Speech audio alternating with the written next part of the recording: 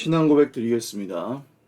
전능하사 천지를 만드신 하나님 아버지를 내가 믿사오며 그 외아들 우리 주 예수 그리스도를 믿사오니 이는 성령으로 잉태하사 동정녀 마리아에게 나시고 본디오 빌라도에게 고난을 받으사 십자가에 못 박혀 죽으시고 장사한 지 사흘 만에 죽은 자 가운데서 다시 살아나시며 하늘에 오르사 전능하신 하나님 우편에 앉아 계시다가 저리로서 산자와 죽은 자를 심판하러 오시리라. 성령을 믿사오며 거룩한 공예와 성도가 서로 교통하는 것과 죄를 사하여 주시는 것과 몸이 다시 사는 것과 영원히 사는 것을 믿사옵나이다. 아멘. 찬송가 322장 찬송 드리겠습니다. 322장입니다.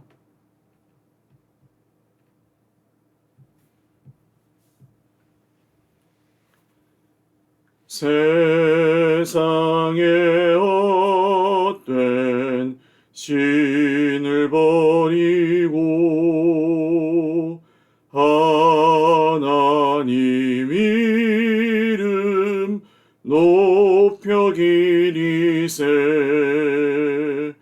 온 천하 백성 모두 나와서 다같이 하나님만 섬기세 세상에 헛된 우상 버리고 인간의 모든 부귀영화와 거짓과 불의 모두 버리고 온전히 하나님만 섬기세 주님의 백성 서로 헤아려 시기와 미움 아주 버리고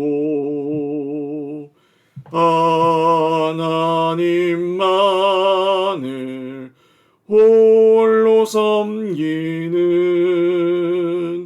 천국을 어서 이뤄 주소서. 아멘.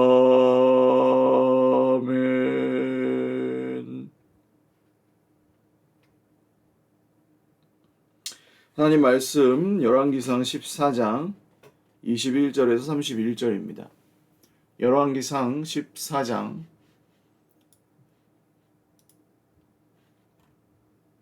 21절에서 31절 말씀.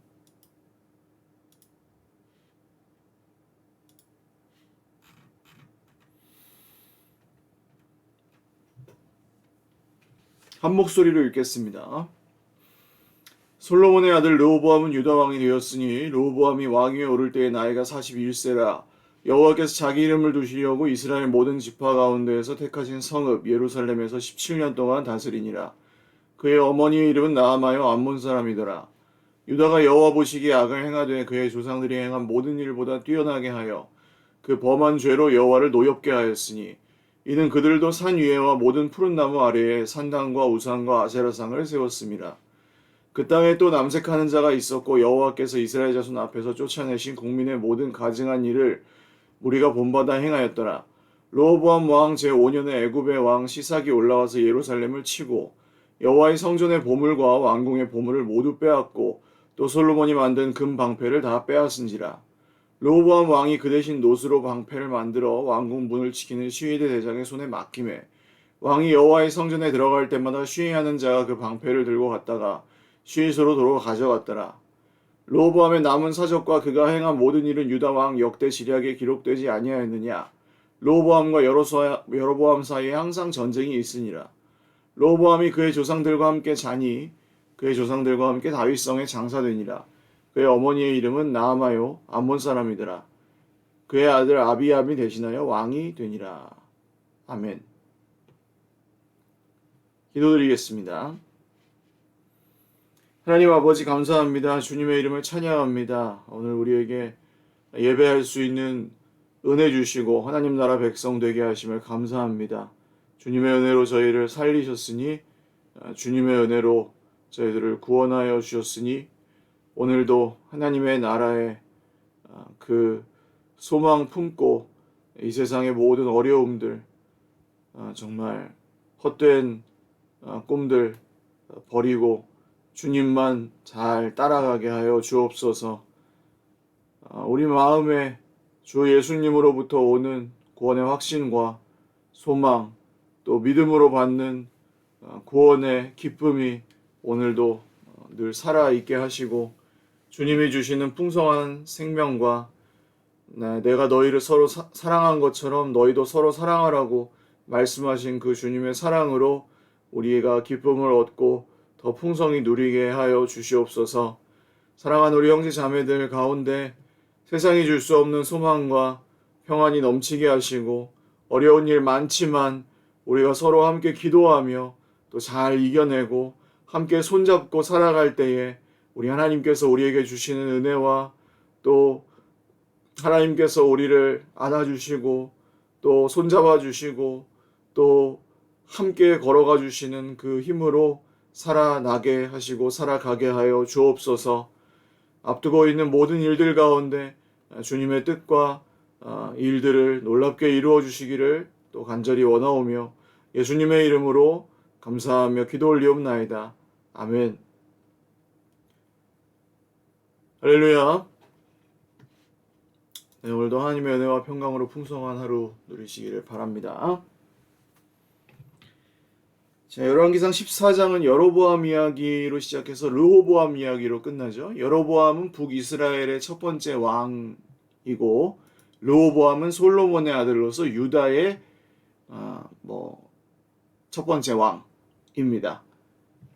사울과 다윗과 솔로몬까지는 통합된 이스라엘의 첫 번째, 두 번째, 세 번째 왕이었고 이제 분리된 북이스라엘과 남유다의 왕으로서는 여로보암과 르호보암이 각각 첫 번째 왕이라고 보시면 되겠어요.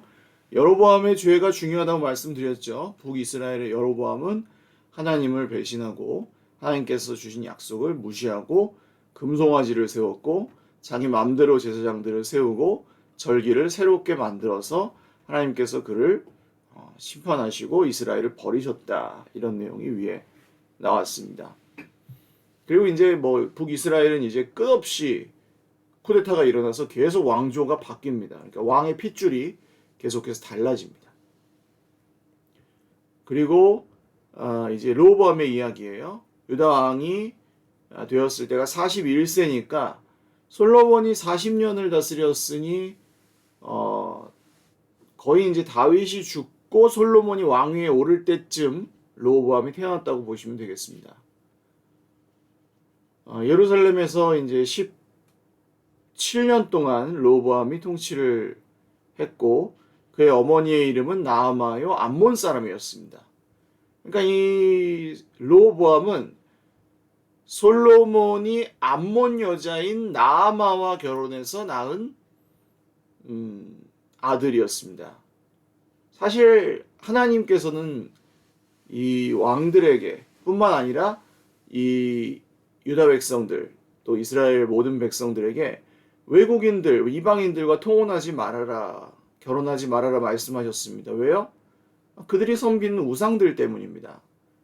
그러니까 그 여인들이 지금도 마찬가지예요. 그러니까 믿지 않는 분들과 결혼을 해서는 안 되는 건 아닙니다만 여러 가지 위험성이 있죠. 전도가 먼저인 이유가 그러니까 믿지 않는 분들은 세상을 살아가는 방법이 다르고 세상을 바라보는 방식이 다릅니다. 하나님을 믿는 분들과 믿지 않는 분들은 하나님을 주인으로 모시고 사는 사람과 하나님 없이 살아가는 사람은 세상을 보는 눈이 다르고 돈을 쓰는 법도 다르고 시간을 쓰는 법도 다르고 사건 자체를 바라보는 방법도 다르고 어떤 일이나 사람을 보는 눈도 달라요. 다 다릅니다. 근데 그걸 감내하고 이해하면서 또 거기다가 맞춰주면서 사랑하면서 살아가기까지 해야 되니까 얼마나 그게 쉽지 않은 선택입니까? 그러니까 굳이 어 그렇게 어렵게 혹은 내가 하나님을 따라가는 것에 굉장한 어려움을 겪으면서 살아야 하는 세계관이 충돌하니까요. 그래서 뭐 하나님을 예배하기가도 어렵고 하나님을 예배하는 삶을 살기도 어렵고 가정에 불화가 있을 수밖에 없으니까 그렇게 되면 그렇게까지 하면서 굳이 선택하는 것이 지혜로운 일이 아니죠. 지금도 마찬가지입니다. 그것은. 그러나 지금 뭐 그것을 모르는 상태에서 이제 결혼을 어쩔 수 없이 믿지 않는 분들과 했다면 그런 경우에는 또 신약 성경에서 바울 사도께서 그 믿지 않는 남편이나 아내를 버리지 마세요. 혹 하나님께서 나를 통해 그분을 구원하실 수도 있기 때문입니다. 이렇게 얘기합니다. 그러니까 지금 혹시 아직 믿지 않는 배우자를 또 섬기고 사랑하고 계시다면 또 너무 낙심하지 마시고 위해서 기도하시면서 잘 사랑하시면서 복음을 잘 전하시길 바라고요. 아직 결혼 전이신 분들이 계시다면 내 배우자가 회심했는지 그리고 배우자가 될 사람이 회심했는지 그리고 같은 인생의 가치관과 세계관을 하나님을 주인으로 모시고 가정의 주인으로 인정하고 같이 살아갈 수 있는지 살아가기를 동의하는지 이런 것들을 또 면밀히 함께 결혼 전에 의논하는 것은 굉장히 중요한 일입니다. 솔로몬은 불행하게도 그렇게 하지 않았고 로보암은 솔로몬이 섬긴 하나님에 대해서 별로 배우지 못했던 것 같아요. 그래서 유다가 여호와 보시기에 악을 행합니다. 그의 조상들이 행한 모든 일보다 뛰어나게 뛰어나게라는 것은 뭐 로보암이 하나님에 대한 지식이 전혀 없었다는 것을 의미하죠. 그 범한 죄로 하나님을 노엽게 했고 산 위에 모든 푸른 나무 아래 산당과 우상과 아세라상을 세웠다. 그 땅에 또 남색하는 자가 있었고 하나님 질서가 파괴되죠. 동성애 특별히 남자가 남자와 성교하는 그런 동성애가 성행했습니다. 여호와께서 이스라엘 자손 앞에서 쫓아내신 국민의 모든 가증한 일을 그러니까 이 가나안 백성들이 지키던 뭐 인신 제사나 그들의 가증한 풍습들이 전부 이제 이스라엘에 다시 회복되고 다시 들어오기 시작했습니다. 그 결과 어떻게 됩니까? 르호보암 왕 제5년에 불과 5년도 지나지 않아서 애굽의 왕 시삭, 솔로몬에게도 대적이었던 애굽의 왕 시삭이 올라와서 예루살렘을 치고 애굽의 공주와 결혼을 했죠. 솔로몬은. 왜 그랬습니까? 그 최근 거리의 강대국, 그러니까 이스라엘로서는 가장 가까운 강대국이었던 애굽이기 때문에 이집트이기 때문에 가까이 두고 자기들의 그 방패막이와 아주 동맹국으로 삼아서 좀 이용하려고 하는 정략 결혼이었던 거죠. 그래서 바로의 딸을 그 공주를 위해서 아주 멋진 궁전도 지어주고 아주 특별 대우를 해줬거든요. 근데 솔로몬이 죽기 전에 그 동맹이 얼마나 취약한 것인지가 드러났습니다, 이미. 그리고 그 아들 르호보암 때까지 가지도 못한 거예요, 그 동맹이. 왜냐하면 이집트도 그 왕권이 계속 이어지는 왕권이 아니었기 때문입니다. 요셉을 모르는 왕 이야기 여러분 아시죠? 그 요셉 때 그 은혜를 잊어버리고 요셉을 모르는 왕이 세워지니까 이스라엘 백성들은 얼마나 홀대하고 노예 취급을 했습니까? 이 솔로몬과 르호보암 때에도 똑같은 일이 일어납니다. 여기서 우리는 우상의 특성을 알 수 있는데 우상을 아무리 숭배해도 여러분 우상은 언젠가 뒤통수를 치게 되어 있습니다. 잘 보세요. 권력을 우상으로 숭배하면 그 권력자는 반드시 권력에 의해서 숙청당하는 최후를 맞이합니다. 한번 잘 보세요. 정치인들의 말로가 어떻게 끝나는지를 잘 보십시오. 뭐 안 그런 사람도 있고 그냥 평온한 최후를 맞이하는 분들도 있을지 모르지만 아무리 숭고한 뜻을 갖고 권력을 추구해도 그 최후를 보면 또 다른 권력을 추구하는 이들에 의해서 숙청당하거나 복수를 당하는 것으로 끝납니다. 뭐 그렇지 않다 해도 조금 비교적 좋은 끝을 맞이한다고 해도 그 복수를 아예 당하지 않는 권력자는 없습니다. 돈을 의지한다고 생각해 보세요. 돈을 우상으로 섬기는 사람은 돈에게 복수를 당합니다. 있든지 없든지 마찬가지.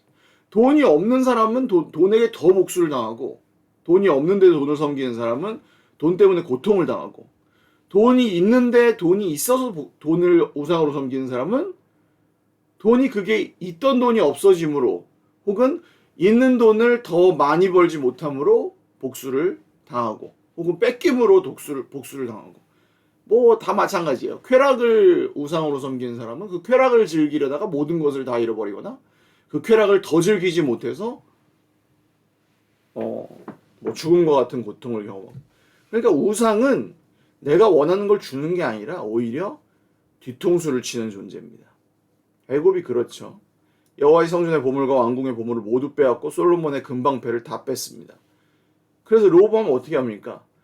거기서 하나님께 회개하고, 하나님 제가 잘못했습니다, 그래야 되는데 그게 아니라 금 대신 청동 방패를 만들어서, 구리방패, 놋방패를 만들어서 왕궁 문을 지키는 시위대 대장의 손에 맡겨서 성전에 들어갈 때마다 시위하는 자가 그 방패를 들고 갔다가 시위소로 도로 가져갔다가. 이거 왜 그럴까요? 뺏기기가 싫어서. 참 우습지 않습니까? 르호보암이 금방패는 이제 만들 힘이 없으니까 구리방패를 만들어서 그거를 가지고 성전에 갔다가 성전에 놓칠 못하고 성전에 가지고 들어갔다가 또 뺏길까봐 다시 가지고 나왔다가 가지고 갔다가 가지고 나왔다가. 머리 나쁘면 부하들만 고생하는 거예요. 우상 숭배를 멈추지 않았다, 르호보암은.